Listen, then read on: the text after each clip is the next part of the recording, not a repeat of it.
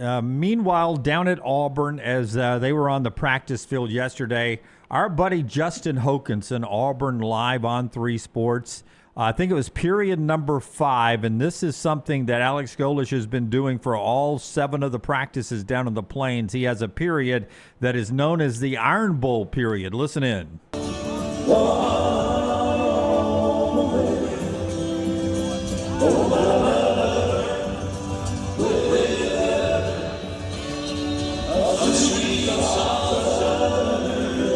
So Hope shows us that. Afterwards, Auburn safety Eric Winters gets asked about the Iron Bowl period that's going on at practice. Here's cut number 8, Tyler, if you will. Eric Winters talking about what's happening down on the Plains. I think everybody in the state knows how much that game means to people around the city. So, just having that one period where things feel a little bit different, because that game does feel different, so just having that period, just having them in the back of your mind. Boy, so that would be a trigger hearing that all the time. It would be. I think it's overplayed and annoying as is. Oh, that's such a good song. But if you're an Auburn player out there and you've got to listen to that all the time, I love the mental games that he's already played. Did you ever, when you were in TV Dunaway at 13, did you ever go to one of the Alabama practices during Tennessee week when they were playing Rocky Top? Yeah, there was a time in Alabama football history that it was easier to walk around coaches' offices too. Right.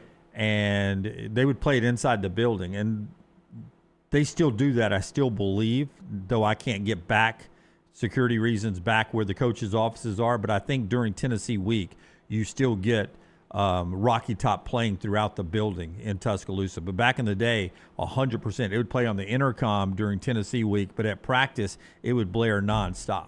Yeah. And you'd even have the scout team dressed in orange. Tennessee orange. Yeah. So, I like good song too. I like this idea by Alex Golesh. You're right. It would get annoying, but that was the purpose of playing Rocky Top is I was annoyed and I was ready to go kill somebody when I heard Rocky Top. That was the purpose of that. And I think that started with Bear Bryant. Yeah. Back in the day, they've done that a long time in Tuscaloosa, if they do, in fact, still do it. I'm not playing a bit here, but when is the last time Auburn won the Iron Bowl? The 2019. It's 2019. Now, they've been close. Yeah. It's taken miracles and fourth down plays even last year. I think the alarming thing for Auburn fans, Lance, about the Iron Bowl, first of all, you haven't won it since 2019. But you used to could wholly depend on Jordan-Hare Stadium somehow tripping up Alabama. It's come close. It's been very close. Yeah. But Alabama's been on the better end of those. That's the weird thing is Alabama. But those Alabama teams have been much better, they still have gone to the wire. They have been. But Alabama now has been the one that has made the crazy plays at Jordan-Hare Stadium. Absolutely. To win the game when it used to be Auburn making the crazy plays at Jordan-Hare Stadium to beat Alabama. Alabama is now the one that is making the crazy plays at Jordan-Hare Stadium, whether it is Bryce Young finding a receiver in the end zone to force overtime and then winning it in overtime, whether it is Gravedigger 4th and 31, nobody in the world converts that play, and Alabama does it for the game winner, or whether it's the play I just mentioned earlier, 4th and 3, when everybody thinks you're going to kick a field goal and take the lead. Instead, you go for the juggler and you get the win. Alabama's the team that's making those plays at Jordan-Hare. And you used to could just, if you're an Auburn fan, all right, every other year they've at least got to come here and survive our crazy crowd and our crazy plays. And now Alabama's able to survive the crazy crowd and the crazy plays.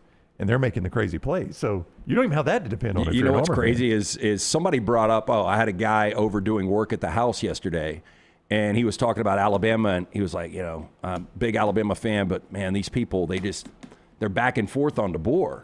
And I was like, well, that's going to continue until he wins a national championship. But what's funny is DeBoer's 2-0 against Auburn. You never hear that. I know. That's right. That used to be a feather in the cap. Yeah, that's a great point. Nobody ever talks about it. Just winning your first one used to be a feather in the cap. But you're right, starting 2-0. Yeah.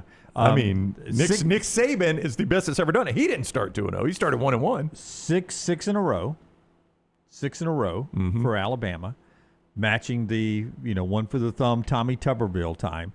This is the longest win streak in the Iron Bowl for Alabama since Bear Bryant dominated the 70s. Was that 10 straight in the 70s? 9 straight. They won it from 73 through 81 until Bo went over the top in 82.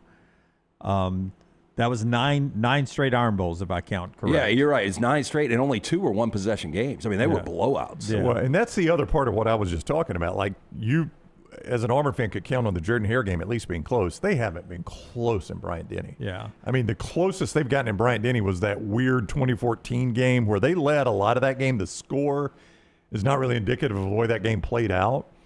But that's really the closest they have been any time in the most recent future was 2014 at Bryant-Denny. They just get blown out at Bryant-Denny. They have not been able to travel in this game. I'd love to hear what the chat room says, but LT, I like that Alex Golesh is coming in and saying, "Hey, the Iron Bowl is going to be important to us, and we're going to put a practice period in there called the Iron Bowl period."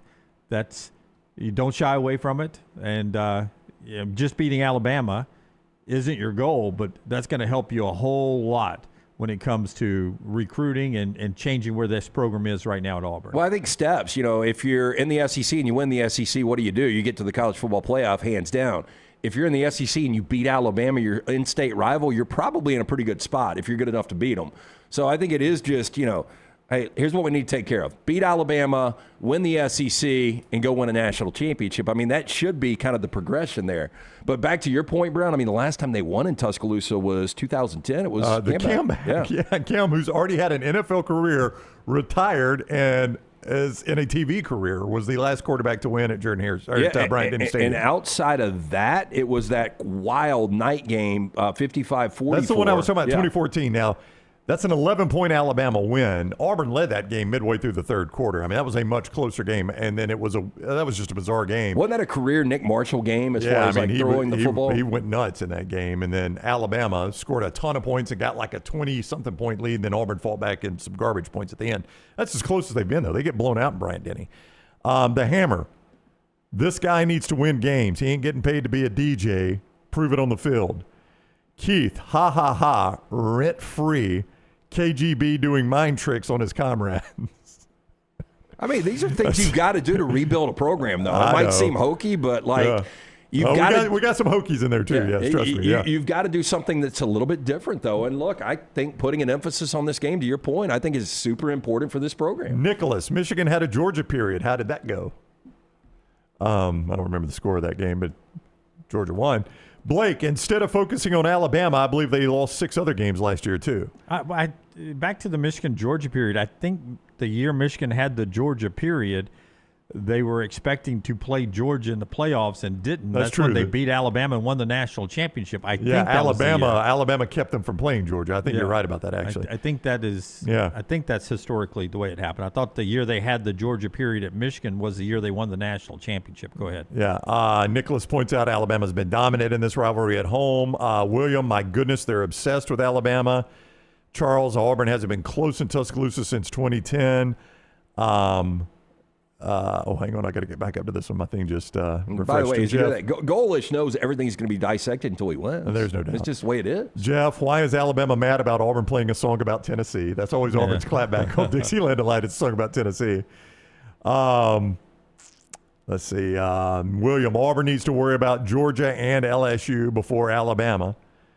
Laura wants to change the subject. She's an Auburn fan. Yeah. She does not like this topic of discussion. It just jumps at me that the 70s were considered to be when Alabama owned that rivalry, and Auburn was going through a transition from Jordan to other coaches before they got to Pat Dye, sort of like what Alabama was doing before they broke the Tuberville streak of 6 straight. But six in a row in a rivalry is a big streak. It's a lot, but back to it. I think back to your transition. I think Golesh believes not only is it a transition for Auburn, it's still kind of a transition for Alabama. I mean, you still are feeling the effects of going from Nick Saban to Kalen DeBoer, and if you're going to get Alabama, you want to get them right now. Yeah, but there again, you got to do it in Bryant-Denny this year, which is a place you haven't won in a very, very, very, very long time. Well, he's playing with house money in this one. I agree. Yeah. I agree. But, to your point, now all of a sudden Kalen DeBoer's 3-0 in this rivalry if you can't get this one.